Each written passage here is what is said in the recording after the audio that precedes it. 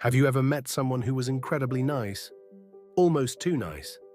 They compliment you, they smile at you, they agree with everything you say, and yet, something feels off.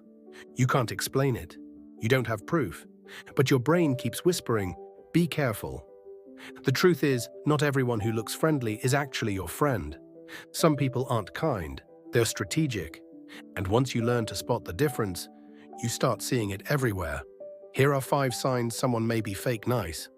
Number 1, they compliment you constantly. At first, it feels great. You get a new haircut, they love it. You buy a new shirt, they love it. You breathe oxygen, apparently they love that too. Now don't get me wrong, nice people give compliments. But fake nice people often give too many. And somehow every compliment feels a little rehearsed, like they're trying to win you over or keep you happy.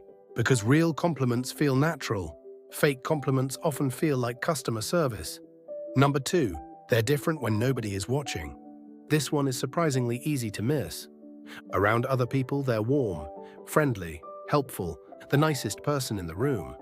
Then suddenly it's just the two of you, and the energy changes, the conversation becomes shorter, the enthusiasm disappears. It's almost like their personality has an on-off switch. Because some people aren't trying to connect.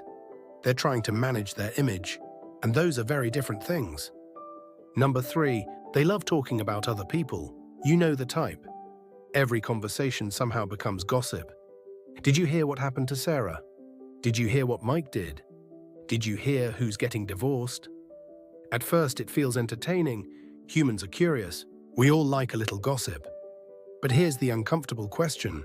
If they talk about everyone else when they're not around, what do you think happens when you leave the room? Exactly. Number 4, they secretly enjoy bad news. Not openly, of course. Fake nice people are usually too smart for that. Instead, it shows up in small ways. You tell them something amazing happened. Their reaction feels flat. You tell them something went wrong. Suddenly they're very interested, very engaged, very curious. It's subtle. But once you notice it, it's hard to ignore. Some people celebrate your success. Others study your failure.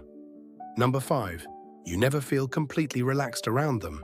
This is the biggest sign, and it's also the hardest to explain. You can't point to anything specific.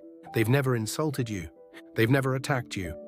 They've never done anything obviously wrong, and yet, you always feel a little tense. A little guarded, a little careful, almost like you're waiting for something.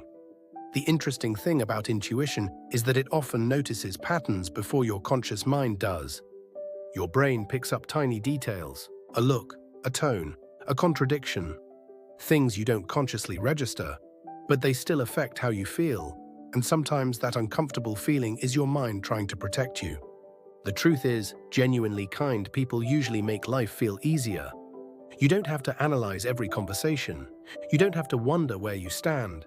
You don't have to guess their intentions. With real kindness, there's a sense of ease. Fake niceness feels different. It's exhausting, because deep down, you're constantly trying to figure out what's real.